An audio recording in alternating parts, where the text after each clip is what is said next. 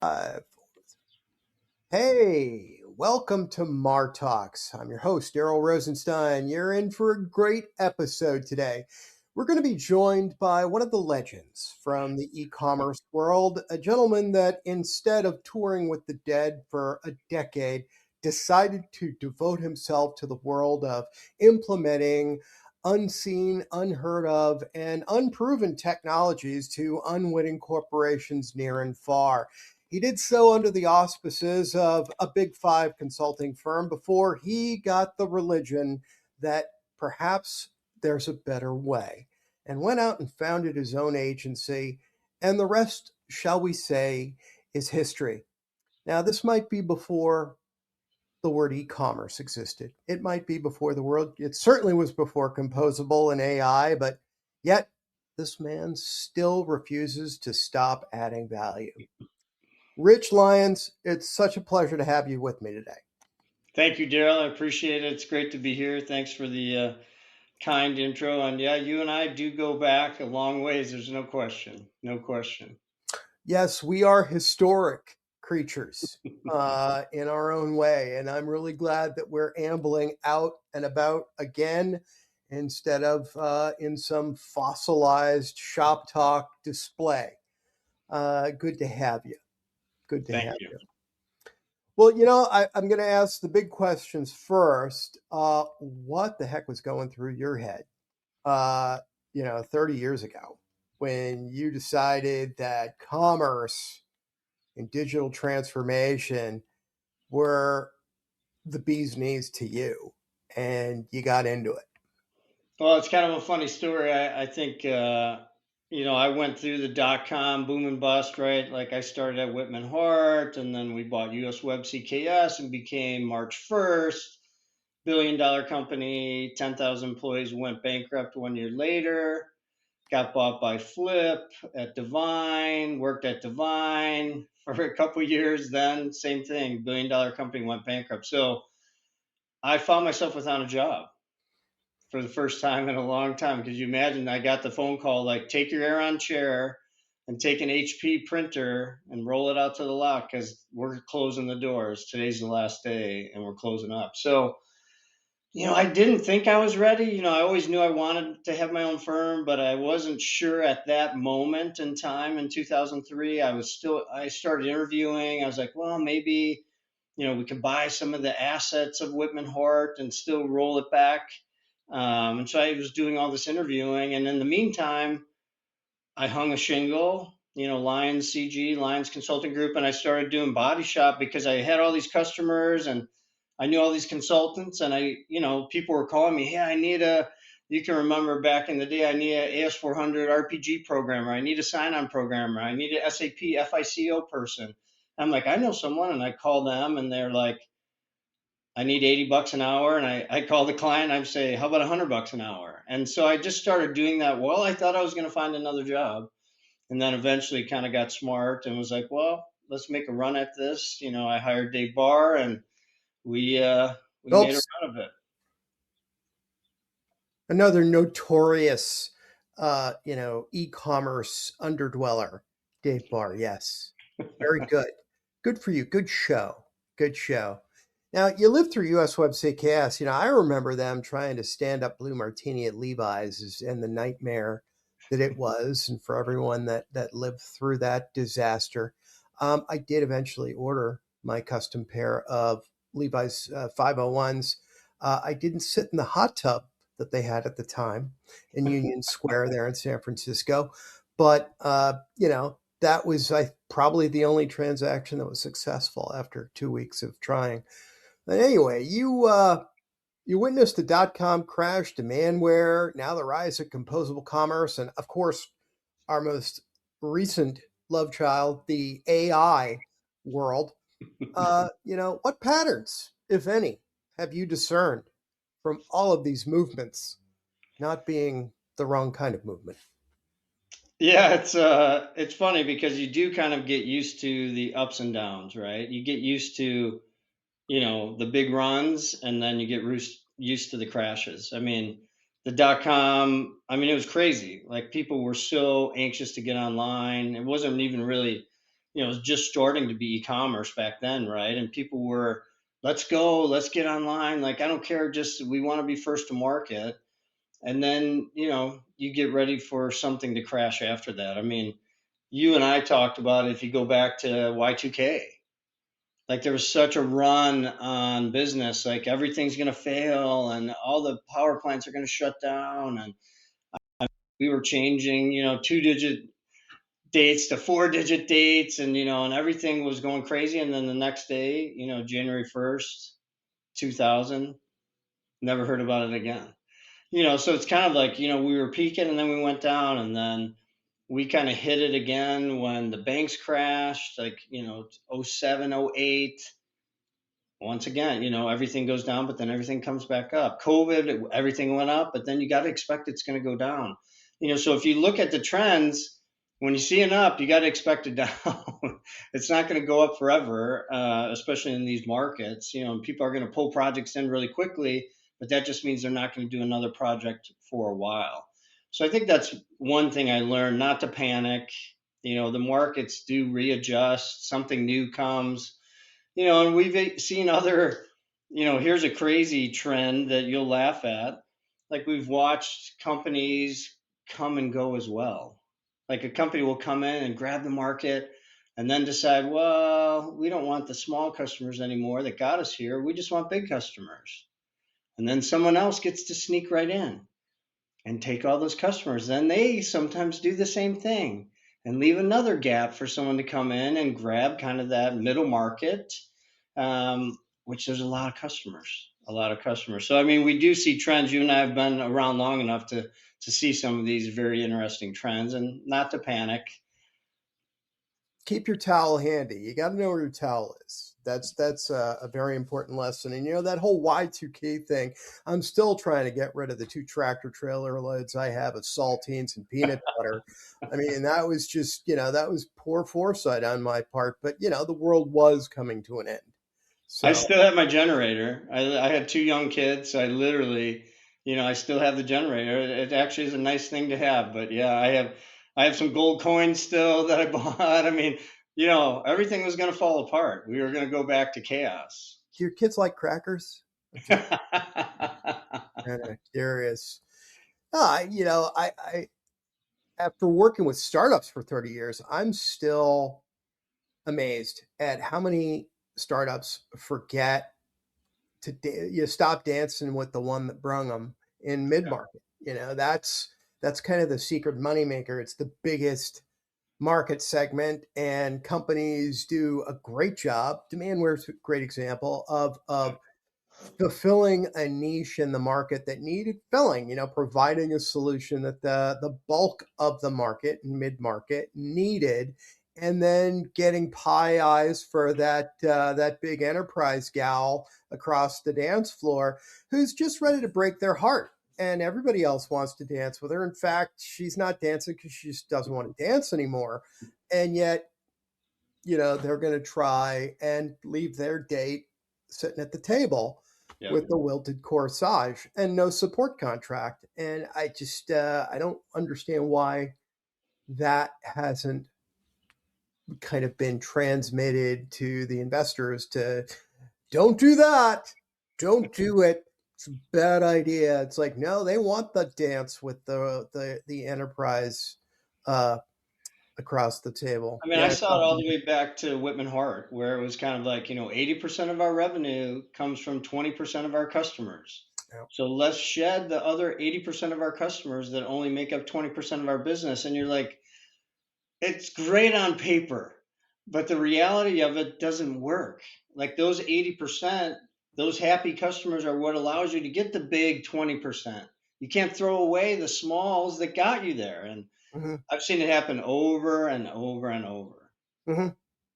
Yeah, I think that there's certainly a desire amongst any founder, amongst all founders, to be recognized. And part of the way you do that is you put that big fat logo that Sure. everyone recognizes on your website or in your press release. And it's easy to become besought with that logo, but it's just a customer. And it could be the least profitable customer you ever land. It's certainly the most maintenance intensive. And it's just like if you're a startup, we talked about this before, partnering with a big five firm that you think, oh, this is fantastic. I've made it. It's like, yeah, that's great until your entire management team is booked on a trip to New Zealand for 2 weeks, wooing a client that you never land. And Right. everything else grinds to a halt back home while you're fulfilling your obligation to the big five firm. So when you were building Lyons Consulting, what did you look for first in the wonderful people you did select? I believe they were wonderful before they arrived there. They were certainly wonderful after they left there. But when you were building Lyons, what was the first thing you looked for in your people that wasn't on the resume and was not a technical skill that you could say, sit down here and tap this out for me? Yeah, I think this evolved over time, honestly. But I do think once we got going, like we were really looking for, and it's hard to assess. But you've done it for long enough. How do you assess for someone that could really be customer focused? Like everyone says it, every company has that on their website. All the bigs have it, but really, like, can you see, is this person service oriented? Like, are they really focused on, is it just a job to them, or do they really want to help a customer be great? Like we always talked about maximizing potential. Like, can we help our customers maximize their potential online? That's a big statement, right? But how do you assess that in a person? Because I would tell people, like, listen, every interaction with the customer matters.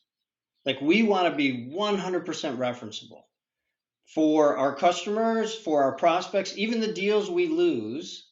Would they say, we had a great experience with Lions? We didn't go with them, but it was a great experience. So when I would talk to people, I'm like, yes, you're not in sales, you're a developer, but that email you send, that conversation you have, everything makes a difference. And can we start assessing this kind of concept of being customer focused? Yeah, how do you spot that lead architect who's brilliant, clearly impresses you with their capabilities, that is not in a fit of passion going to tell a CTO from a client that what they're proposing is absurd and he wouldn't waste his team's time even trying to spec it out, um, even though that's probably what he should say. Yeah, we used to take people out. I mean, this was early, and everyone, people would go through interview process. They would do their technical testing. They were great, resumes great, and then Dave and I would take them out for a lunch or a dinner, and we would make them very comfortable, Hmm. right? We're buddies, we're friends, and we would see what would happen. Have a glass of wine, whatever. I don't drink, but fine Hmm. if they did, and just watch what happens. Hmm. And I can't tell you how many times we had someone who was perfect, and the whole team was like, "This person is perfect." And we get out to dinner, and they get loose lips, and they just start telling stories they should never tell me. And I would just be like, I can't hire this person. They are going to be in front of a customer representing me, Hmm. and we can't hire this person. And everyone else said hire them. And we get to that final test. And obviously, as we got really big, Dave and I couldn't do that anymore. But it was an amazing test. And you'll laugh at this. Like, we were doing personality profile testing once. And this guy came in and said, for salespeople, you'll love this story. And he's like, we're using the test that Herb Brooks used on the U.S. hockey team. That Jim Craig wouldn't take that test. Remember in the movie? Oh, We're yes. using that test. And so we bring this guy in, we interview him, he takes the test, and the guy that administered the test says, I've never seen a salesperson test this highly. If you don't hire him, I'm gonna hire him, this, that, and the other thing. And Dave and I do our thing. We take him out to dinner. And after dinner, we're both like, our gut says don't hire the guy. But the test says we got to hire him. And so we went against our gut and we hired him. He never sold anything for a year, and then we fired Phew, great story. Man, that never happens. That never happens. That was the first and only time that's occurred in history from that test. Yeah, exactly. So Yeah. you kind of got to trust your gut, and you kind of have to ask Mhm. some difficult questions, like you said, and realize we would tell people, and this evolved over time because we started with kind of the you know oh, work life balance. Like in the beginning, we thought that was a good idea, but then we quickly realized that as a consulting firm, that's not true. And we're in e-commerce and we're providing 24/7, 365 support. So how can you talk about work-life balance? So we changed it. Like we started with that and we changed it to work hard, play hard. And so we interviewed people differently after that, where we said, you're joining a consulting firm, so you have to understand that it's not going to be balanced sometimes. Because if we're really going to be customer focused, if their site's down, all hands on deck Mhm. all night until we fix it, right? Even if it's not our fault. Like we're saying, single throat to choke. Like we are going to find out what's wrong and fix it. It doesn't matter if it's our system, our fault, it doesn't matter. But you're hiring us for us to figure it out and fix it and get your site back up. So that's not balanced. So we said work hard, play hard. I mean, if you're staying up for 48 hours and we get it fixed, of course we're going to give you time off, right? And we're going to have fun. But that if you're really going to say you're customer focused, you can't really talk about work life balance. Like maybe in the big vision of work life balance, like of course vacations. I believe in vacations. I want people to get away. But in that moment, for those days or 3 days, it's not work life balance. It is work your ass off, work hard, and then we'll play hard after. But we had to live to what I was saying. Like if we're going to say we're customer focused, we are going to be customer focused. So that changed how we interviewed people, and it changed how people understood the job they were taking. I find that I often, particularly with sales executives, because let's face it, sales executives for software, if they're not the most sophisticated and gifted sales professionals the planet has ever birthed, they're right up there. Uh, if anybody's going to be better at overselling their capabilities and under delivering on them, it's an enterprise sales executive. Now, it's the services guys that are going to give it to you straight. Now, I Right. jest. I'm jesting here. Yeah, they they often require the same question to be asked of them three different ways in three different settings in order to Yep. get the right answer, and then also have I use Colby to really understand how is this person set up to make decisions in the first place, so I can really craft the question around this is how they instinctively want to solve the problem. Let's see if they're trying to BS their way around that and how they answer the question. And that, in the end, I could tell a board it's like, yeah, this core capability has been validated or not. But you can't just rely on that test. It's a No. good foundation, and probably after a couple interviews, you give them the test. You don't give them Yeah. the test first. It's like you don't know. Do I really trust the test for everything? No. So I'm glad that you used human intelligence. It is at this point still superior. It is. It Uh, is. we'll see about that next week when Claude comes out with its next iteration. But I'm not feeling terribly threatened yet, having been programming with it for the last couple of months. Uh, when you say this whole work hard, play hard thing, what do you think of the whole 996 buzz that's circulating through the ranks of leaders in Silicon Valley? They're looking at the 996 as the new standard for work ethic. 9 to 9, 6 days a week. Like sounds like a recipe for disaster to me. What do you think of that? I mean, I mean, if you want to burn people out, I guess, right? Like Mhm.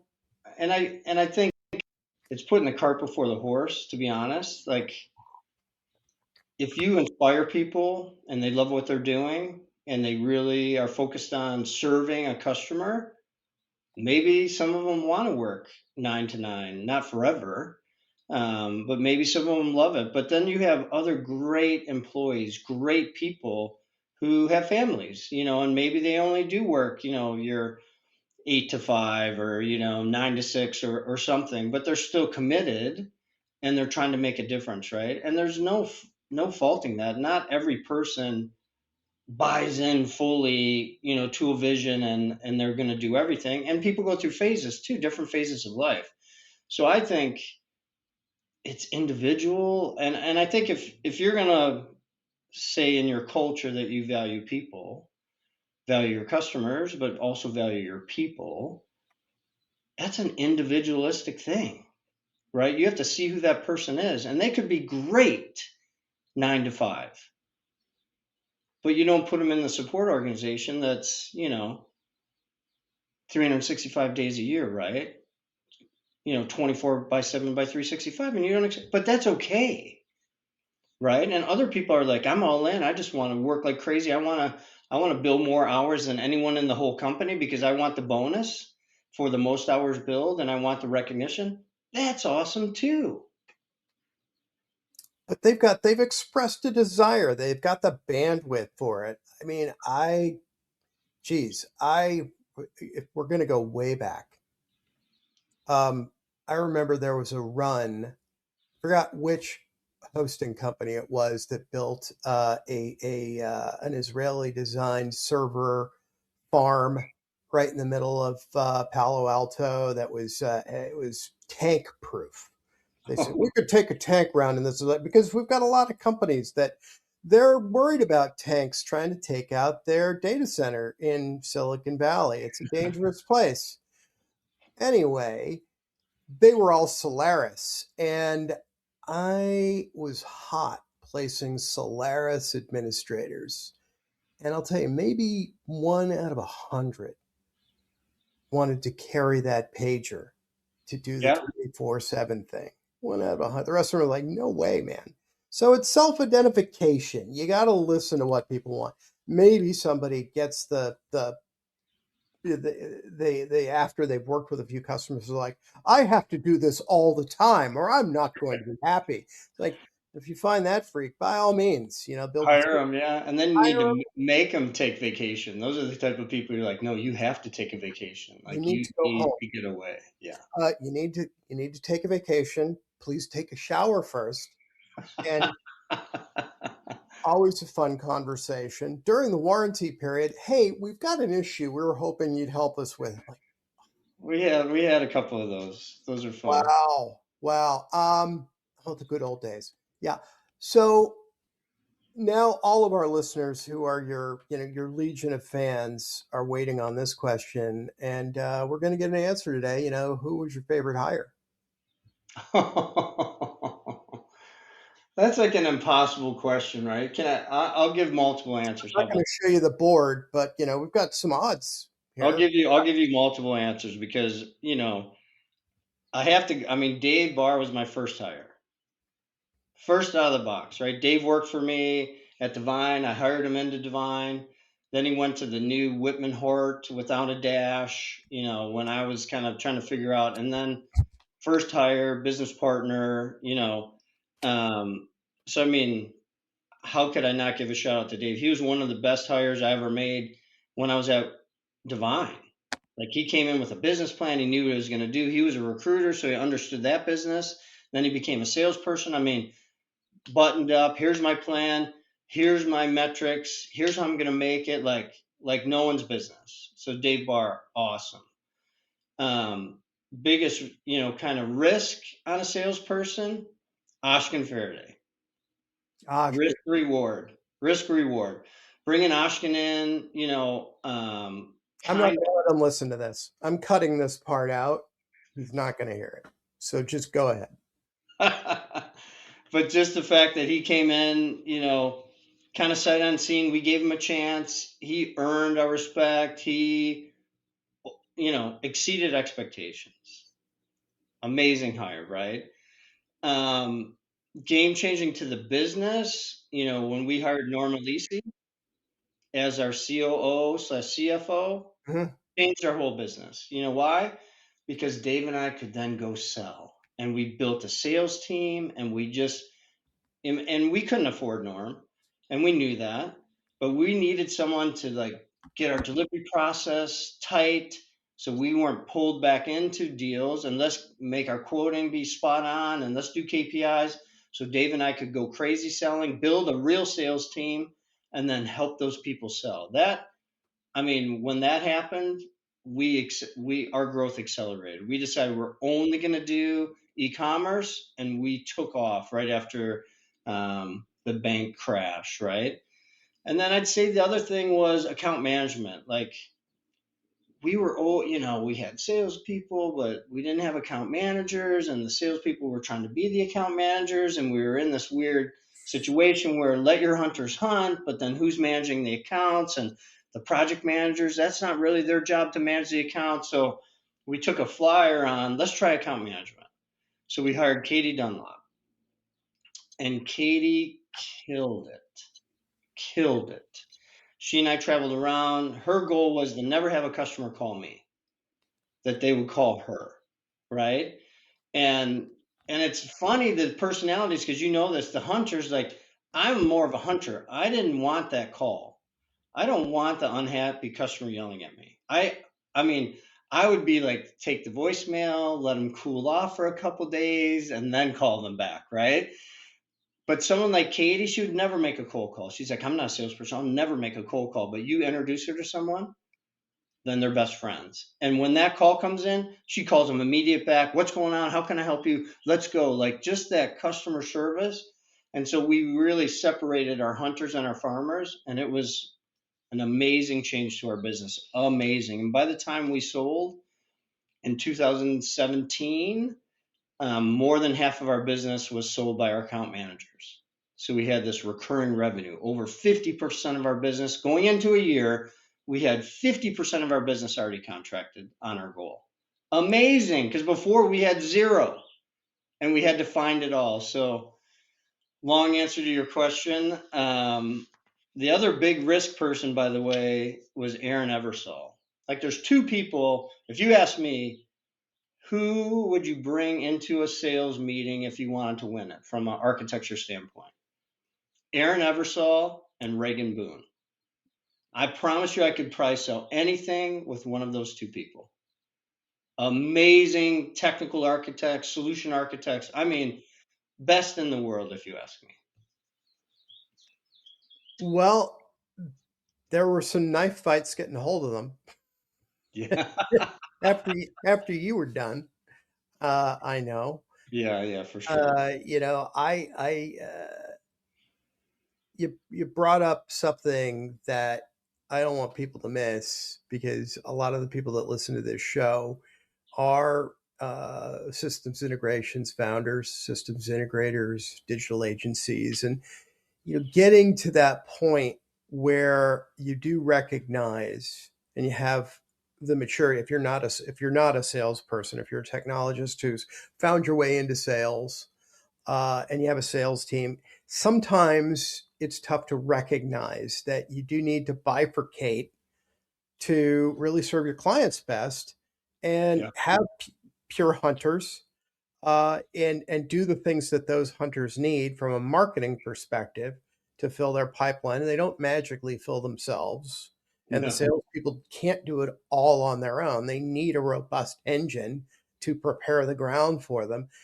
And then recognize that that account manager is going to end up driving the bulk of your revenue by taking care of the customer and expecting them to bring in new customers, new revenue that way is unreasonable. And I'm consistently baffled by how many folks don't get that they're two different kinds of people. And if you try to get somebody to do both, it's a rare, rare, rare bird that's good, that's really good about. I've been placing these folks for a few decades. I'm trying to think of one that's really good at both. No, it's like a best used conversation. I mean, it's a different skill set, and where are people best used, and it makes an unbelievable difference. I mean, it really does. And it gives you, if you have a good account manager, I mean, not only is your customer happier and you're avoiding some disasters, Mhm, absolutely by catching things early, because I mean, things happen in projects, mhm. but you're also getting market research. They're finding out what that customer's doing, who else is in that customer, what other services we can provide. I mean, Bingo. Who else is in there? Who unbelievable. Your sales guy doesn't have time to do that. Your sales guy's out there pitching. They don't know who else is in there pitching yet. Maybe at the very end, it's like, who am I up against? But your account manager, they know every single call that Yep. that, that business owner or business Sure. principal is getting. And that's critical. No, And it's they awesome. dial in, they develop that skill set of saying, hey, we've got a threat. Here's what it looks like. Here's the offering. Here's the pricing. What are we going to do? Are we going to give it to them? Are we going to partner with them? Or are we going to kiss this client goodbye? What are we going to do? And the salesperson is like, oh, they're going to go. I did another. I'll just get another customer. That's a hunter. I don't That's have a time hunter. for I'll go that. find the next one. And that's how Right. the best No. used. You should turn them over and then go find the next. I mean, that's what you want your hunters to do. But you know, another thing, and again, Rich, this is something I've known about from talking to all the people that work for you. You are a sales guy. Yeah. And you got that. You love that. You love making the new connections, going out there, finding the try, knowing that you can deliver the value, and Yeah. then going out there and finding the people that need you and saying, "I am going to make you more successful than anyone else because I'm going to do my best, and my team is dedicated to that." That's a powerful combination. And most professional services organization don't have somebody whose real first gift is being that seller. They're a delivery person or a Right. developer. Yeah. I mean, that absolutely helped us. I mean, I had a technical background, undergrad, but then I went and got my MBA. But I hadn't programmed in forever. I would always threaten at times, like, "Come on, guys, it can't be that hard. You want me to do it? Like, let me jump in there." But I never did. It was always a joke, a running joke. Especially in the C# days, because it would have been cake, right? We totally did C sharp. I mean, .NET, C sharp. I mean, those are some of our first custom e-commerce We're sites. Googling this right now. Like, what is C#? Exactly. What But I is mean, I do run into, and you do too, a lot of entrepreneurs that are more technical and they don't understand sales. And speaking of the next mistake, they hire a salesperson that's going to be their savior and they give them a part of their business and give them equity. And it always is a disaster. I hate to say it. I mean, it's tough and they don't know how to run a sales team and they don't know how to hold accountability. Like, hey, you have to have numbers. How many calls are you making? How many meetings are you having every week? Yes, it's an art, but it's also a science. You can't get away from the metrics. You cannot. I became like just maniacal about my metrics. How many dials was I making every day? How many meetings was I having every week? What was I adding to my pipeline? What did my losses look like? And track year to date on everything. it? And I made all our salespeople do it, right? And that came from the top, right? So I knew every day, like a lot of people don't know their numbers. I knew every day where we were year to date in terms of sales. We're 89% right now, so we're behind. We're 103%, so we're ahead today, and you have to have that understanding. Again, that rigor, that ability to put numbers around selling a service, which is by nature a very broad spectrum of potential revenue opportunities. It's tough. And getting that dialed in so that you can share, drive your team around those metrics, it's critical. It's critical. And if you haven't done that as an owner and you're hiring salespeople to do it for you on the fly, it's kind of a recipe for disaster. It's kind Totally. of a recipe for disaster.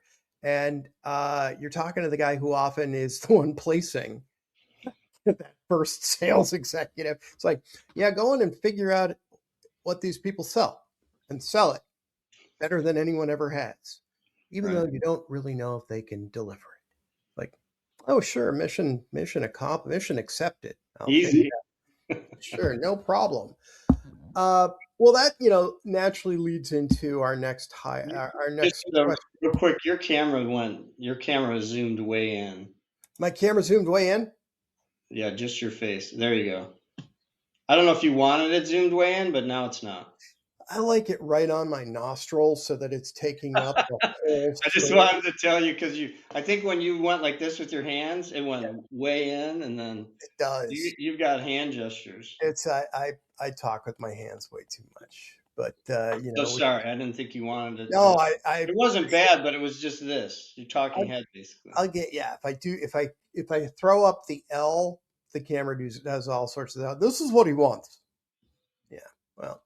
Well, thanks. I could pick up that. I'm going to put my hand up All good. so I will see that and edit around it. Okay, good. Well, this is going to lead us into our next most obvious question is tell me about your least favorite hire. What was the biggest blowout that you had in terms of bringing somebody on board? And what did that critical experience teach you about judgment and culture fit and scaling too fast and, the deep scars that never heal? Yeah, that's really interesting. I think, we spoke briefly about the one story, so that's an easy salesperson story, but everyone has lived through that, where the test said you have to hire him, and this guy told me we have to hire him, and Dave and I didn't think we had to hire him, but we did because the guy told us we had to, and then, you invest in someone for 12 months and then they don't sell anything, and then you have to let them go. I mean, that's a painful investment, but it happens. That's why you hire two or three, and hopefully you get one great and maybe one medium, and you fire one out of three. If you can do that, that's amazing, right? So I mean, that one sticks with me just because I was like when you go against your gut, and then you're just like, damn it, like both of us, and then you're like, you're kind of pissed about that. So that, I mean, that wasn't terribly harmful, but you invest a year of time, and it's really funny. Like right at the beginning, when Dave and I started the business, we were in an office with a friend of mine. We were literally in a hallway. There was the two of us in a hallway of his office, and then we hired two more salespeople in this little hallway. And Dave and I are good salespeople. From an industry perspective, we knew our industry. We were very good salespeople. We could serve that customer. We had enough experience where we could tell the stories. We had the references, but we were also focused on that customer and how we help them. And if we're not right for them, we would tell them, and we'll let me find you someone else. It's just not quite right, and that's hard to do. But we hired these two guys, and I remember the one guy, like I'm like, I knew I could make him successful because I had the playbook. I had the playbook, right? So I'm like, he's a good guy. I know him. He's a brother of someone who I knew. Hire this guy, same name, Rich, his same name as me, and That's take him, take him, bound to work. That's bound to work out. take him through the paces. Like I know it's going to work. I mean, come on, Darrell. I know I've got the playbook. I told him everything to do. Just follow this. And then I couldn't understand why it didn't work. And it was a huge lesson for me. And the lesson was the other person has to want it. And Mm, I wanted it for him more than he wanted it for him. But yeah. I didn't know that before that time, right? So, huge lesson that I can give someone a lot, but I have to make sure they want it or I'm wasting my time. And that was just a big aha moment because I couldn't figure out why this wasn't working. Like I had the playbook. Dave and I knew what to do. We were both, you know, very good salespeople. And why wasn't this working? And oh my gosh, it was like a big light bulb. Like, okay, now I get it. I can't make someone successful. I can give them the tools, I can help them. But if they don't want it, there's nothing I can do. It comes from within.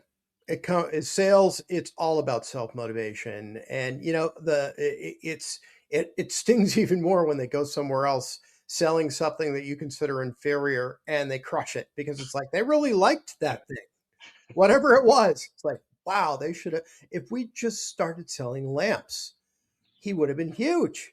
He would have been huge. But, I just don't like lamps, so, there you go. Yeah, I mean, now put yourself in the seat of, a founder who's never been a seller, who actually closed some deals, hires his first head of sales Yeah. that is from a sales background, and they're scratching their head at the end of the year, "Well, we got a great product. Why aren't they selling?" Yeah, why are you hanging on to that person? Yeah. For 6 months, for a year. Like, come on, man. If they want to sell, you're going to know it in 30 days. You're going to know. They may not have closed a deal, but they're going to take action. Yeah. That's your number one. Any sales executive, they're going to take decisive action. If they're a manager, they're going to have hired somebody or they're going to have fired somebody. Or if not, they're going to have one whale of a plan out there about what everybody's going to have to do to Yeah. sit in their chairs. And they're going to have completely changed whatever numbers you had on the board. And conversely, if you don't see that action taking place, dude, cut bait. Yeah. I mean, we did that too. I mean, a couple other examples. I mean, we at one point were like, we need to hire a VP of sales and take some pressure off of Dave and I managing the sales team. And we brought in a guy, but it was a big company guy and it was a software guy. And we knew him because we worked with him at Divine. And we weren't sure if it was going to work, but we did it and it didn't work. Didn't work at all. I mean, I had a hard time taking software sellers and turning them into service sellers. No, Very, very hard time. Very no, hard time. no. Right? Yeah, I haven't The heard other that way before. was very successful. When we were at Divine, my services guys sold a lot of software, more than the software teams did, because they're in relationship and they're finding things out. So they could sell software, but having the software guys sell a service and it never worked. Never worked. Yeah, it is. It is a really, really tough. They're completely different sales cycles. You've got completely objective versus subjective. You've got it's just it is a completely different sales cycle and mentality.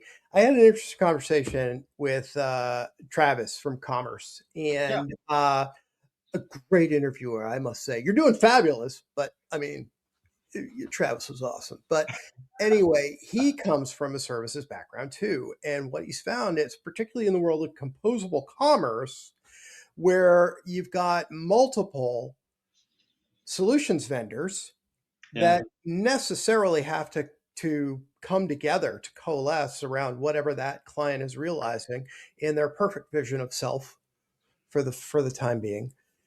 It's fully collaborative, and your salespeople have to have that project orientation, Right. that development services orientation, in order to really understand the whole journey that client is going to go through and what their piece of it is. And they're not the whole thing. They're not the whole story. And I think that services sellers always understand it's like, hey man, I am just getting the rainmakers in the door for you. That's all I'm doing. I'm here bringing people to you that are really going to provide you the value. And it's different with Yeah. people for software that think, hey man, I am the show. Okay. Uh, that's different. Absolutely. Your camera came in again. My camera came. You did this. Oh gosh, gotta stop that. All As soon right. as you did this, it went right in. Sorry. It's a little too smart. No, thank you for telling me. Now I can edit I mean, around it's it. not bad, but at least you know. Thank God you're telling me. I appreciate it. Sure. Um, I tried to wait till you stopped talking so that we had a clean break. cool. Um, Now you've mentioned this a couple times. You said that a culture has to be built from the inside out. Now, what did you have to change in yourself as a leader before that company culture could truly scale at Lyons? Yeah, 100%. I mean, obviously, I had been in other cultures, right? I came out of college. I worked for Peterson Consulting. I, worked at a technical education company. Then I went to Whitman Hart, and then we did the US Web CKS thing. Then I worked for Divine. So I had been in a number of cultures and been able to assess what I liked and what I didn't like, and what I thought was good and what I didn't think was very good, right? Mhm. In terms of a lot of different things in terms of your culture. But in the meantime, I was changing and I was on a journey. I got married, and you know, if you knew me way in the way back machine when I came out of undergrad in 1987, like I thought you were supposed to be stoic. I thought, the goal in life was never show feelings, never talk about feelings, and then you get married, and then I had two daughters. I mean, so my world changed. But I think also to lead a culture and try to be customer focused and have relationships and have employees and care about those people, I had to learn to communicate differently. I thought I over communicated when I got to Lions. I was like, we had a weekly meeting where I was talking to the whole company and telling them what was going on. And I thought I communicated so much, and people would still say, you didn't communicate enough. So, I mean, there were a number of things that me as a person had to change. And I wasn't a big, go to the way back when I got married, like, I wasn't a big fan of feedback. I didn't like it.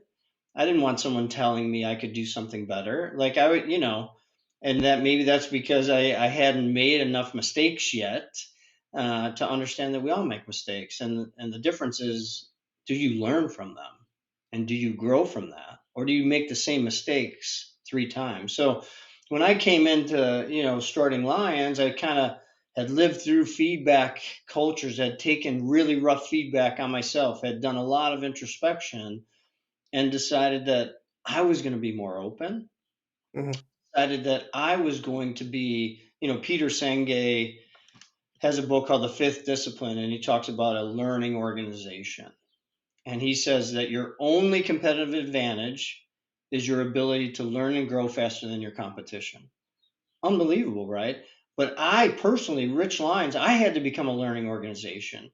I had to commit my life to being better and learning and growing and taking feedback and realizing, you know, there's a lot I don't know. And how do I surround myself with brilliant people, right? I don't have to be I can have be on my own side and have my own self-esteem. I don't have to feel like I'm the smartest person in the room. It's great to have other smart people, right? And it doesn't I had to all, that's self-esteem, right? We all have imposter syndrome. And we all worry about, like, if someone really knew who I was, they would run for the doors. But I had to be comfortable enough that I could let it be someone else's idea. Let them have the idea and be like, that's a great idea. And even feed ideas, even if it was my idea, how do I get the company to own it as their idea? And then not feel so hurt and be so small that I have to say, that was my fucking idea. You took my idea. Instead, be like, that's a great idea. And I think a lot of founders don't realize, like, if I'm coming to work looking to be affirmed by my employees and by my customers, that's a problem. I have to be a self-care animal. I have to get my affirmation somewhere else. I have to take care of myself somewhere else, because when I come to work, I want to be able to pour affirmation on other people. And that's hard. And so you talk about how I had to turn myself inside out. Absolutely. Well, that's a fascinating road to go down. The road to self actualization is really what you're articulating there. That I am not the center of the universe, and Right. the universe is everywhere, and giving that credit where credit is due, and not having to be the top dog in everything, in every conversation. And it's a transition that unfortunately most small agency owners don't leave. They don't get out of it because they're happy there. They're living that lifestyle. But there's many agencies that are, particularly in the world of agent development and AI development right now, that are 20, 25 people, and they're going to grow like crazy over the next couple of years to 100.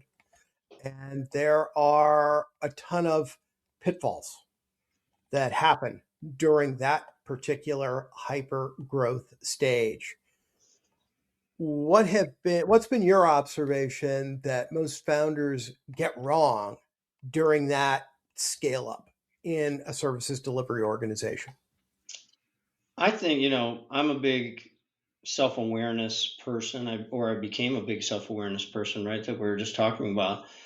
And I think founders lose the sense of, sometimes what they're trying to do or what their mission is, right? And I think unfortunately that, and I have a lot of founders ask me this, and a lot of entrepreneurs ask me, like, when am I not going to feel afraid anymore? Or when am I not going to feel stressed anymore? And I think that's the wrong question. Yeah. Because if you're grown from 25 people to 100 people, you don't think you're going to have more opportunity for sure, which is awesome, but also stress. But you're going to have more problems as well, which is awesome, and more stress. So I think you miss the idea that you have to grow with your organization. So if you're going to be a learning organization, that includes you, founder, you have to learn. And can you increase your capacity? Because think about, like, I always tell people, like, you have a tornado going on inside of you all the time with all of your feelings, right? Fear, hurt, anger, sadness, joy. It's just energy. It's not good or bad. When we start labeling them, I think that's when we get in trouble. It just is. But you still have choice, right, over how you express it. And you don't have to express it, but the awareness of what's going on, like someone hurt your feelings, someone said something, you get hooked, something happens. That's okay. Can you just be like, interesting, watch yourself? Wow, isn't that interesting? I really got hooked there. You still get to choose how you're going to be. But as a founder and a CEO, you have to kind of present yourself unconflicted consciousness that you feel like we are going to be successful. And that's not a lie, but to also know that inside sometimes you're like, I don't know what the fuck I'm doing. And I hope we're going down the right direction. But I can't say that to my people, right? But can I just be aware of it and still not create a culture that's based on fear and scarcity? Because if I let that run rampant within myself, it leaks, right? So all of a sudden you have this culture. Everyone's afraid. Everyone thinks you're going out of business. Everyone's scared. Or I think worse, ignore the fear, ignore the hurt, and then you hear that reactivity and anger, and your anger's leaking everywhere. And you don't think it is, but you're passive aggressive. It's leaking everywhere because you're not taking care of it. So I think being a CEO and being a founder, it is a lonely job. You need support. You need to talk to someone because you can't talk to your employees. You can't tell them, like, well, I don't know if that's the right thing. I mean, there's certain things obviously you can share and you can be close to people. And I've worked with hundreds of people that I'm very, very friendly with. But that doesn't mean I was telling them about my imposter syndrome, because it just isn't quite appropriate. And there's a line, right? Mhm. But I had to grow, to your question. Like, if you're going to grow from 25 to 100, you better look at your self care and surround yourself with great people and figure out a way that you're going to be able to manage it. Because otherwise, you're going to wreck yourself, whether that's illness, whether that's your marriage, whether that's being a parent. Like, if you want to have it all, you better take it seriously. There's a lot of founders that are listening to this right now that are going to be going through that hyper growth stage. And your message that it is lonely as a CEO is particularly relevant. And I was just wondering if very quickly you could share a couple of the self-care uh, items or practices that you've adopted that have helped. Yeah, absolutely. I mean, I think easy ones, well, not so easy, but I'll say easy. Like easy ones to prioritize are sleep. Like I remember when I first came in the industry, it was cool to say you only needed 4 hours of sleep. Like it was cool. It was like a badge of honor. I mean, come on. Now it's a joke, right? Like I try to get 7. Mhm. Right? Other people try to get more. Like we can't, we just can't, right? So prioritizing sleep, prioritizing nutrition, whatever you think is self care, whether you work out, meditation, breath work. Like there has to be, like when I'm talking about coming to work in good shape, have to do something. I mean, you have to have some expression, you have to have some routines, and it's hard when you're traveling and you're moving quickly, but can you get a workout in? Can you do something, right? Having a coach, I always had a coach, right? And it was a person because, like we said, it's lonely. It was a person I could go talk to, and I kind of saw it as like a corner in a boxing match, right? You go to your corner. Sometimes you need sometimes you're cut and you're bruised and you've been punched in the face, right? And like Mike Tyson says, right? You have a great strategy till you get punched in the face. So then you go to your corner and someone reminds you, like, of why you're doing it. And they're holding the vision for you because you're going to forget it when you're in the midst of the battle. And then they send you back out into the ring. And other times you come to the corner and you think things are great and you're so over your skis. You're like, this is awesome. And then that coach just goes, slaps you in the face and be like, wake the fuck up. Like there's work to do. Like we're not done here. Like you're too excited. Right. So I think, there's a lot of things. I joined EO. I don't know if you know EO, the Entrepreneurs Organization. Some people join YPO. I mean, EO I liked because it was only founders or at least 50% owners. We will have a link in the notes. Cool. Yeah, so that helped me. And that's where I met Norm, who eventually we hired as COO and CFO. But it was a place to go that wasn't just focused on business because as an entrepreneur, it's your life. And they talked about the 5%. Like, can you come somewhere and talk about that top 5% that maybe you don't tell people and that bottom 5% that you don't tell people? And can you be in a safe room where you could share it with other entrepreneurs, other founders, and they're feeling the same thing as you? Because I thought I was kind of crazy, Mhm. right? And you realize that everyone's feeling that way. So, I mean, I think there are things that people can do. I think later on, I had an advisory board, right? And it wasn't paid. And I had, you pick your people that you want on there. Someone that's really good in sales, someone that's really good in marketing, someone that's a financial whiz, someone that knows operations. You pick people.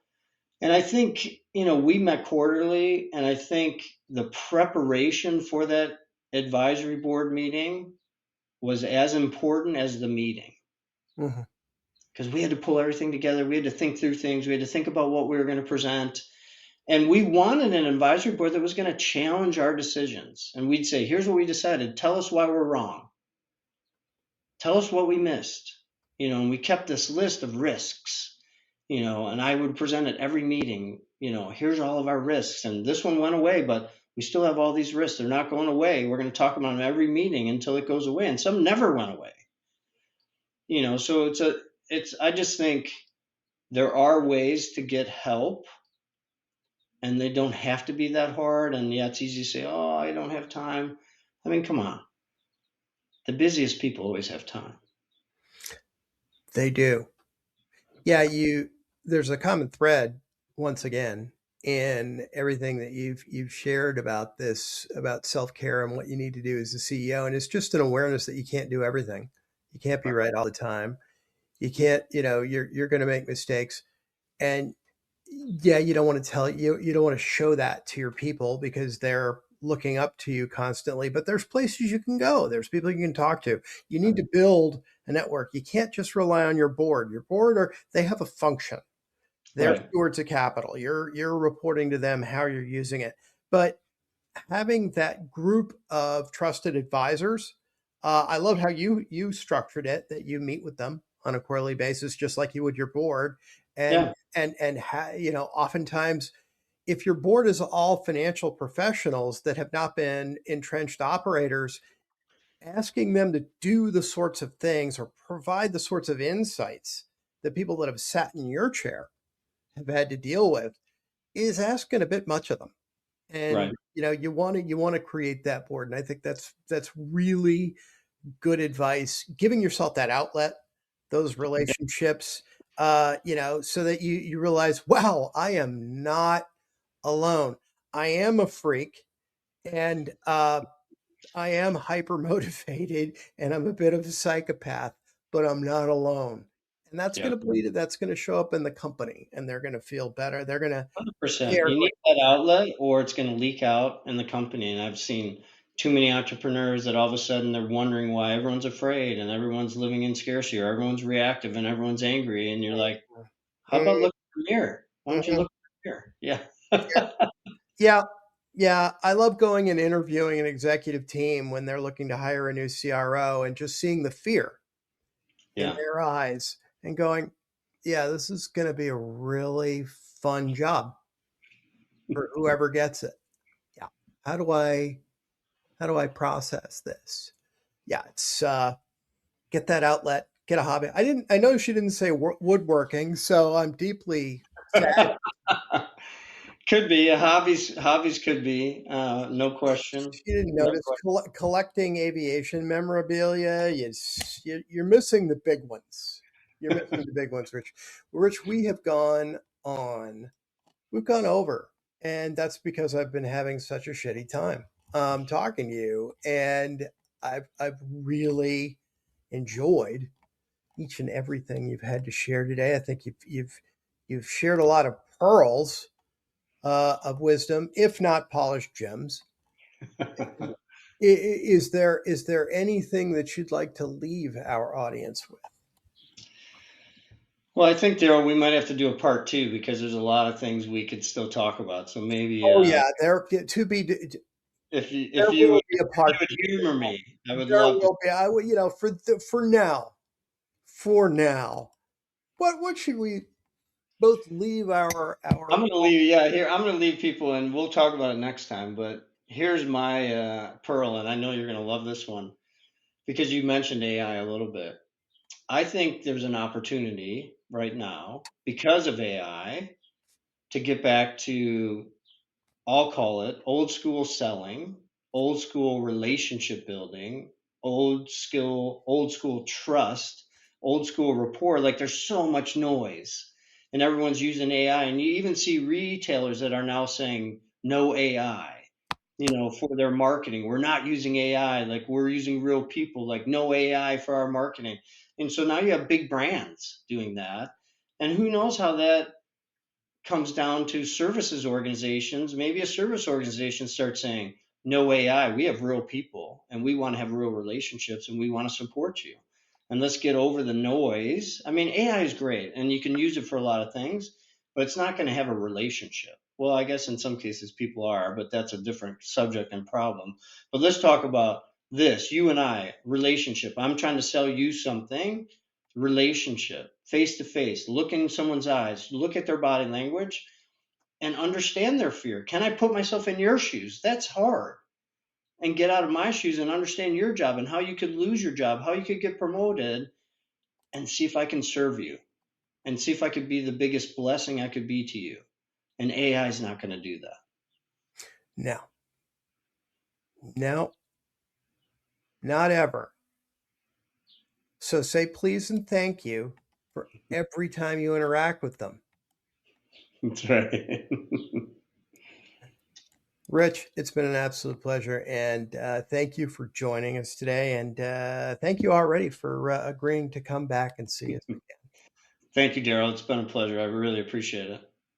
All right, and I appreciate y'all tuning in and listening to me rant and Rich preach.